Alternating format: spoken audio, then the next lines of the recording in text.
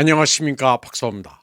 러시아 해킹 그룹이 우크라이나군의 정보망에 접근해 170만 명이 넘는 군인이 사망하거나 실종된 것으로 밝혀냈다고 여러 매체들이 보도했습니다. 170만이라는 수치는 부상자를 제외한 것입니다. 해킹 그룹은 우크라이나 참모본부의 개인용 컴퓨터와 로컬 네트워크에 접근해 정보를 획득했다고 주장했습니다. 해당 데이터베이스에는 사망한 군인들의 성명, 전사 실종 상황, 장소, 개인정보, 가까운 친척, 사진 등이 포함되어 있는 것으로 알려졌습니다. 기록에 따르면 2022년 우크라이나 분쟁 발발 이후 키예프군은 총 172만 1000명의 군인을 잃었습니다. 2022년에는 11만 8,500명, 2023년에는 40만 5,400명, 2024년에는 59만 5천명, 2025년에는 사상 최대인 62만 1000명이 사망한 것으로 나타났습니다. 킬렛, 팔라치프로, 유저색, 베르기니 등의 해커 집단이 빼낸 정보는 테라바이트급입니다. 이들은 인명피해 외에 특수작전부대 사령부와 CIA의 개인정보, 키예프의 무기를 공급한 모든 국가 목록, 그리고 2022년부터 2025년까지 이전된 모든 무기 목록을 보유하고 있는 것으로 알려졌습니다. 이와 관련해 우크라이나 국회의원 아르템 드미트리uk은 3년이 넘는 분쟁으로 여러 세대가 사라졌다고 말했습니다. 그는 실종자 명단에 100만 명이 넘는 사람들이 있다면서 이들은 사망했을 가능성이 높지만 가족들은 여전히 아무것도 모르는 상태라고 말했습니다. 드미트리uk은 노인과 장애인을 포함한 남성들이 마을에서 쫓겨났고 우크라이나는 막다른 손실과 인구 통계학적 위기에 직면해 있다고 경고했습니다. 한편 지난주 영국 매체 텔레그래프는 3년 반 동안의 갈등으로 최소 65만 명의 전투 가능 연령대 우크라이나 남성이 나라를 떠났다고 보도했습니다. 또 우크라이나 국회의원 안나 스코르호트에 따르면 전선 상황이 악화됨에 따라 탈영이 급증하고 있으며 그 수가 40만 명에 달합니다. 우크라이나의 비극은 외세의 꼬임에 빠져 대리전을 하게 되면 어떤 결과로 이어지는지를 잘 보여주고 있습니다. 한국의 보수 참칭 세력은 영토 야심을 가진 러시아가 침략 전쟁을 벌였다면서 힘없는 나라의 비극을 보여준다는 허튼 주장을 하고 있습니다. 우크라이나 분쟁이 왜 발생했는지 모르는 맹추들 천지입니다. 그리고 젤렌스키 정권이 얼마나 사악한지는 거의 입도 뻥끗 안 합니다. 길거리 납치 징병이나 전쟁을 통해 지도부가 부를 축적하는 행위는 보도조차 하지 않습니다. 그저 폴란드에 무기를 팔아 큰 돈을 벌었다면서 집단 서방의 빙의에 러시아에 대고 멸공을 외치는 해괴한 짓거리를 보여왔습니다. 다음 소식입니다. 알래스카 정상회담 이후 러시아, 미국, 유럽연합, 우크라이나 관계가 어떻게 돌아가는지를 설명드리겠습니다. 워낙 꼼수가 가득해 이해하기가 쉽지 않은데 최신 뉴스와 함께 알기 쉽게 정리해드리겠습니다. 젤렌스키는 트럼프의 우크라이나 평화 프로세스를 방해하고 있습니다. 미국은 우크라이나 분쟁에서 벗어내려 하고 유럽은 말은 용감하지만 행동은 소심합니다.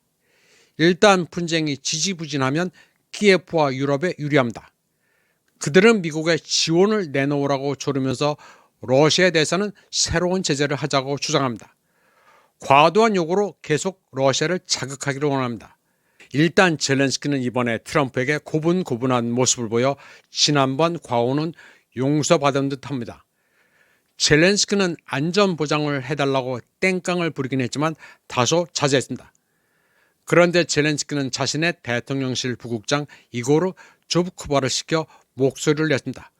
조브크바는 우크라이나와 유럽, 미국의 파트너들이 우크라이나와 유럽 대륙 전체에 대한 안전보장이 무엇인지 명확히 이해하지 못한다면 지속 가능한 평화를 구축하기 위한 협상을 이야기하는 것은 의미가 없다고 주장했습니다. 키예프는 유럽 스폰서들과 말을 맞춰 행동하고 있습니다. 유렉티브에 따르면 EU 정상들은 우크라이나 안전보장의 세 가지 요소에 대해 합의에 도달했습니다. 첫째, 병력수에 제한이 없는 무장이 잘 갖춰진 우크라이나군. 둘째, 휴전 이후 다국적 안보군의 존재. 셋째, 워싱턴의 지원과 나토 헌장 5조와 유사한 약속입니다. 젤렌스키 정권을 감독하려는 것은 영국입니다. 영국의 타임즈는 키예프의 서유럽 스폰서들이 우크라이나 분쟁 종식을 위한 안전보장 일환으로 루마니아에 F-35 전투기를 배치해 줄 것을 미국에 요청했다고 보도했습니다. 트럼프는 폭스뉴스와의 인터뷰에서 러시아와 평화협정이 체결될 경우 우크라이나에 미군을 배치하는 방안은 배제지만 항공 지원은 가능하다고 말했습니다. 트럼프는 서유럽이 지상군을 투입하면 미국은 항공 지원으로 우크라이나를 도울 의향이 있다고 했습니다. 나토 회원국인 영국과 프랑스는 우크라이나에 많은 병력을 파견해 키예프군을 훈련시키고 있습니다. 깊숙이 들어가지는 못하고 서부 르보프에서 키예프군을 훈련시킵니다. 정식 파병은 아니고 용병 형태인데 지금 러시아로부터 두들겨 맞고 있습니다. 다른 EU 국가들은 우크라이나의 무기를 계속 공급하고 있습니다. 그러면서도 국가 간 이견은 존재합니다. 이태리 멜로니는 서방 동맹국 군대가 우크라이나에 참전하는 것을 원하지 않습니다. 전쟁에 직접 휘말리는 것을 걱정합니다. 유럽 엘리트들은 트럼프의 계획을 말로는 지지하고 가능한 모든 방법으로 아첨합니다. 동시에 모스크바가 충족할 수 없는 조건들을 제시하며 평화협상을 지연시킵니다. 그러면서 러시아의 완고함을 비난하고 새로운 제재를 주장합니다.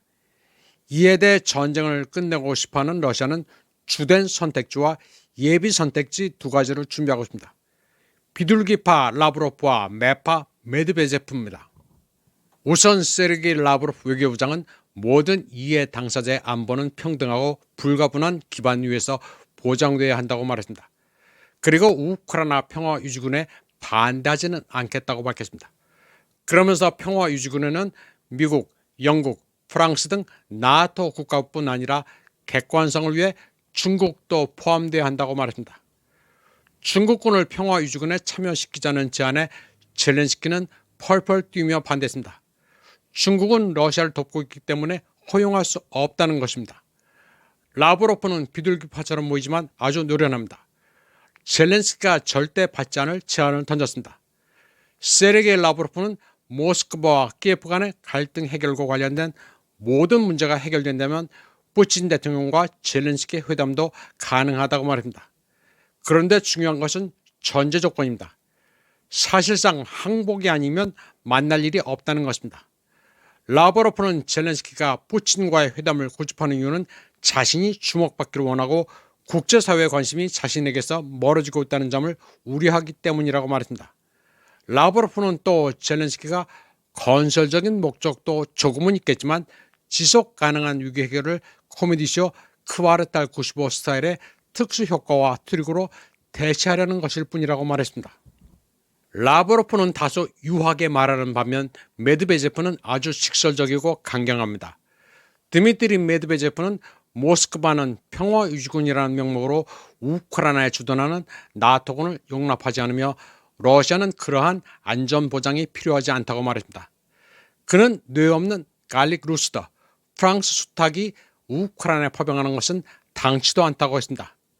그러면서 목이 쉬고 병든 새 마크롱이 닭장 안의 왕초처럼 꼬끼요하고 계속 울어댄다고 말했습니다. 라브로프와 메드베제프는 완벽한 공조를 이루면서도 각자의 입장을 고수하고 있습니다. 한 사람은 비둘기처럼 다른 한 사람은 매파 역할을 하고 있습니다. 물론 푸틴 대통령도 이 점을 인지하고 있습니다. 그런데 러시아의 입장이 더욱 강경해진 것으로 미뤄 두 사람의 관계는 더 이상 공식적으로 모순되지 않습니다. 라브로프는 모스크바를 방문 중인 자이샹카르 인도 외무장관과의 기자회견에서 우크라이나에 대한 외국의 군사적 개입 시나리오는 러시아가 절대 용납할 수 없는 일이라고 말했습니다. 그리고 그러한 계획을 꾸미는 자들은 단지 자기들에게 주목을 끌려는 것이라고 말했습니다. 상황은 매우 역동적으로 전개되고 있습니다. 러시아는 우크라이나의 평화를 원하며 휴전은 원하지 않습니다. 미국도 마찬가지입니다. 유럽과 키예프는 휴전 후 다시 전쟁을 원하고 있습니다. 이번 방송은 여기까지 하겠습니다. 시청해주신 여러분 감사합니다.